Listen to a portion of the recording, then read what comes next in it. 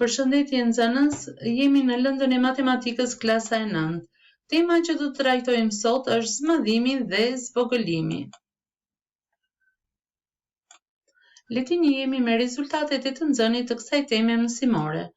Nxënësi zmadhon dhe zvogëlon figurat me koeficient pozitiv dhe negativ. Arsyeton pse figura fytyrë është e ngjashme me figurën shëmbëllim. Argumenton si gjenden koordinatat e kulmeve të figurës në zgjerimin me qendëror dhe koeficient k. Natyrshëm lind pyetja: përse mësohet zmadhimi dhe zvogëlimi i figurave? Nga pamjet e ofruara kuptojmë se zmadhimin e përdorim tek mikroskopët, të cilët zmadhojnë objekte mikroskopik siç janë qelizat, ndërsa zvogëlimin e përdorim tek ndërtimi i hartave, siç është harta e Europës në rastin konkret. Dy pamjet e ofruara tregojnë pak aspekte nga jeta reale ku ne përdorim zmadhimin dhe zvogëlimin. Le të kujtojmë së bashku. Në figurë paraqitet shndrrimi gjeometrik i trekëndshit ABC në trekëndshin A'B'C', me qendër zmadhimi pikën O dhe koeficient k të barabartë me 2. Po si u përftua trekëndshi A'B'C'? Atëherë ne bashkojmë O-n me A-n dhe zgjasim përtej pikës A duke matur OA' të barabartë me 2 që shumëzon OA-n. Po kështu veprojmë dhe për kulmet e tjera. Masim OB' të barabartë me 2 që shumëzon OB, OC' të barabartë me 2 që shumëzon OC. Bashkohen me segmente pikat A'B'C' dhe përftohet trekëndshi A'B'C'. Matim brinjët dhe vëmë re se raportet A'B' përmbi AB, B'C' përmbi BC, A'C' përmbi AC janë të barabarta me 2, pra sa vlera e koeficientit të zmadhimit. Kjo tregon se brinjët janë përpjesëtimore. Po nëse koeficientit japim vlerën k barabartë me -2, ç'ndodh në këtë rast? Përsëri bashkojmë O-n me A-n, por e zgjasim përtej pikës O, duke marrë OA' të barabartë me 2 që shumëzon OA. Po kështu veprojmë dhe për kulmet e tjera, duke marrë OB' të barabartë me 2 që shumëzon OB, OC' barabartë me 2 që shumëzon OC. Bashkojmë pikat A'B'C' dhe përftohet trekëndshi A'B'C', i cili ndodhet në anën tjetër të qendrës së zmadhimit. Përsëri masim brinjët e trekëndshit shëmbëllim dhe vëmë re që raportet A'B' përmbi AB është i barabartë me raportin B'C' përmbi BC, barabartë me raportin A'C' përmbi AC, barabartë me vlerën 2. Pra, cili është kuptimi i shenjës së koeficientit të zmadhimit apo zvogëlimit? Dallojmë dy raste. Kur k-ja është më e madhe se 1 ose k-ja është më e madhe se 0 por më e vogël se 1, figurat fytyrë dhe shëmbëllim janë nga njëra anë e qendrës O përkatësisht të zmadhimit ose zvogëlimit. Pra jepet pika O qendër e zmadhimit dhe zvogëlimit, nga njëra anë e saj ndodhet figura fytyrë dhe figura shëmbëllim.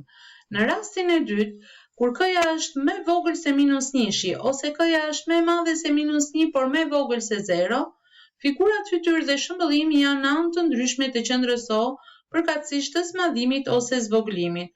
Pra jepet përsëri qendra e zmadhimit O ose zvogëlimit dhe nga njëra anë e saj ndodhet figura fytyrë dhe nga ana tjetër figura shëmbëllim. Pra, kuptimi i shenjës përcakton vendodhjen e figurës fytyrë dhe figurës shëmbëllim në lidhje me qendrën e zmadhimit apo zvogëlimit. Në rastin kur koeficienti merr vlerën k barabartë me 1, atëherë nuk kemi të bëjmë as me zmadhim e as me zvogëlim.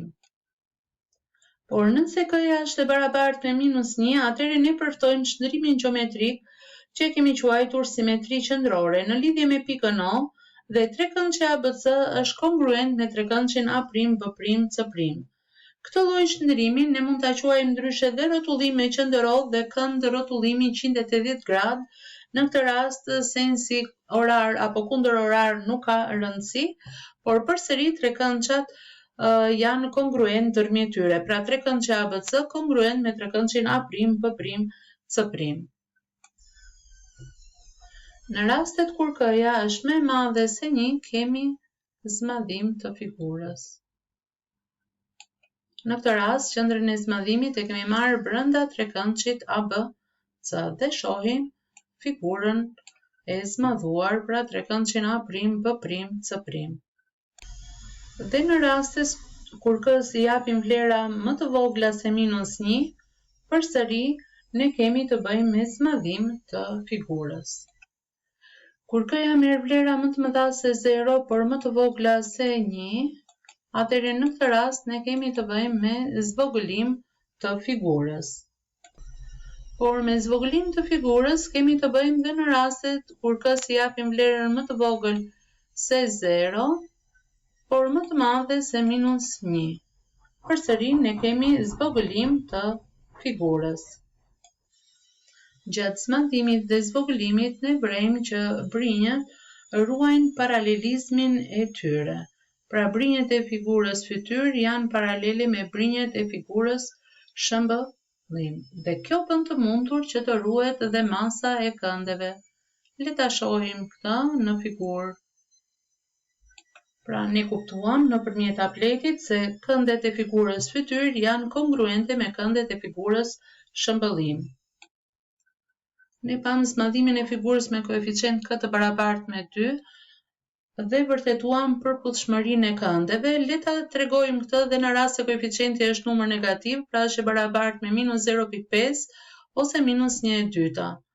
Përsëri brinjët e figurave janë paralele dhe si të tillë bëjnë që të ruhet masa e këndeve. Pra ne përsëri vërejtëm që këndet e figurës fytyrë janë kongruente me këndet e figurës shëmbëllim. Kjo është arsyeja pse ruhet forma e figurave gjatë zmadhimit dhe zvogëlimit. Pra figurat kanë brinjë të përpjeshme dhe kënde kongruente. Për këtë arsye ne themi që figurat janë të ngjashme ndërmjet tyre. Arrim në këto përfundime mbi zmadhimin dhe zvogëlimin.